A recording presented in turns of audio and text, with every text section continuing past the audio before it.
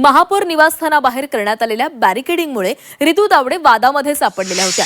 बॅरिकेड्समुळे वाहतूक कोंडी होत असल्याची तक्रार शिवसेना उद्धव बाळासाहेब ठाकरे पक्षाचे नगरसेवक रमाकांत रहाटे यांनी केली होती। बॅरिकेड्स न हटवल्यास शिवसेना स्टाईलने हटवले जातील असा इशारा दिल्यावर हे बॅरिकेड्स हटवण्यात आलेले आणि इथला आढावा घेतलाय आमचे प्रतिनिधी स्वप्नील जाधव यांनी।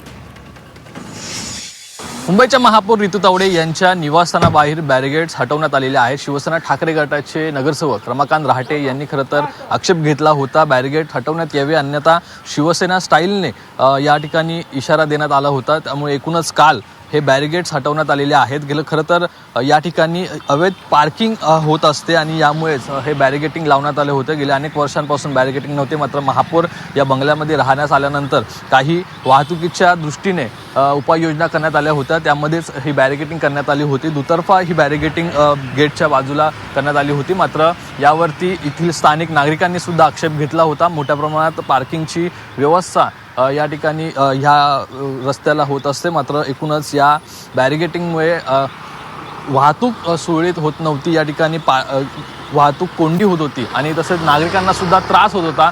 यामुळे लवकरात लवकर हे बॅरिकेडिंग हटवण्यात यावे अशा प्रकारची मागणी रमाकांत रहाटे यांनी केली होती। मात्र अनेक दिवसानंतरही यावरती कारवाई करण्यात आली नाही। मात्र केवळ गुरुवारी आम्ही हे बॅरिकेड आहे ते हटवू, शिवसेना स्टाईलने खरं तर हटवू अशा प्रकारचा इशारा दिल्यानंतर ई वॉर्डने तात्काळ हे बॅरिकेडिंग या ठिकाणचं हटवण्यात आलेलं आहे। आणि या ठिकाणी आपण जर बघितलं तर आता हा रस्ता या ठिकाणी गाड्यांनी पार्किंग करण्यात आले असल्याचं पाहायला मिळतं, कारण तर सुरक्षेच्या दृष्टीने ह्या उपाययोजना करण्यात आल्या होत्या।